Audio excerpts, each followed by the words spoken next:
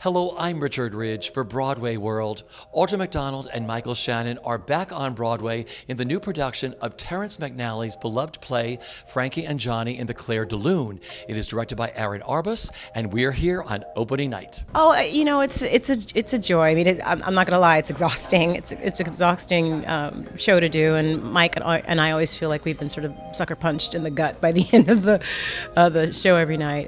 But it's also been very fulfilling, and to be with Terrence again in a room, and to explore these two very lonely, broken characters who are just trying to find how to heal themselves, is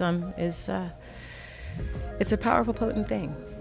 Yeah. How well did you know the play before you signed on for this? I mean, I knew it, and I had seen the movie. I had never seen the play live, actually, and so I went to Lincoln Center Library and was able to watch Kathy Bates, and I wrote her a couple of days ago, and I was just like, look, I'm trying to figure her out, but you are the gold standard, and forgive me for cursing, but I said something like, you were a genius. I mean, she was brilliant in the role, and obviously I can't do what Kathy did. I have to do my own version of it.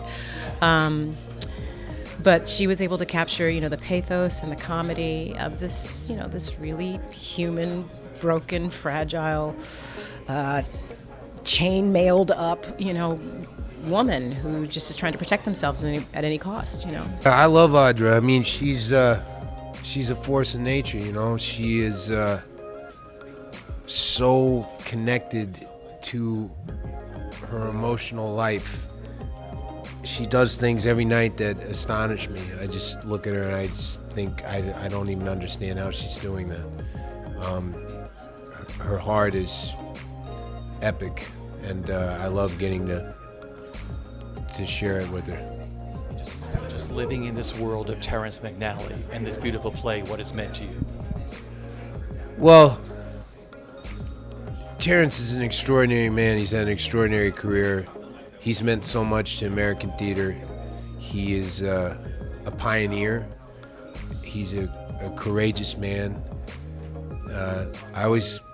Every time I say Johnny's line, I'm also something that people aren't too accustomed to these days, courageous. I always think of Terrence when I say that line, because he had courage before so many others did, and it's a beautiful thing. I think that's one thing I'm sort of good at, is casting, and Audra I think is a national treasure, and there's, to me there's Audra and then there's everybody else when it comes to actresses. And Michal, someone told me, they said, there's an actor you should check out in a play called Faith, I think it was called, on Broadway. It's going to close in 2 weeks. You should try to see it. And I just liked him right away. I like kind of slightly off-center. He's a very strong character actor who's a leading man, And I've just wanted to work with him. And of course, I've seen him in a lot of movies. There's only, I think, his third play he's done in New York. And he was great in the O'Neill play 2 or 3 years ago. So, and then Aaron was, I've been stalking her for 10 years to work with her, ever since I saw the first Othello. So it's just a question of knowing who you want to work with, being patient, fighting, that you find a producer who's willing to work with them. I love the play. I love working with Terrence. I love working with Audra and Michal. And we have an incredible design team that I have loved collaborating with, and amazing producers who have put the integrity of the show first. So let's go back to that first meeting with Terrence and Tom. They wanted you to direct this. Did you know the show well before you started? I had seen it. I'd seen the movie, and I'd maybe read it many, many years ago. But no, I didn't know it. I didn't know it deeply. So what attracted you to this? Oh, I don't know. I connect to this play on kind of a deep level. The those two characters are in the middle of their lives. They're not spring chickens, and they're struggling to find.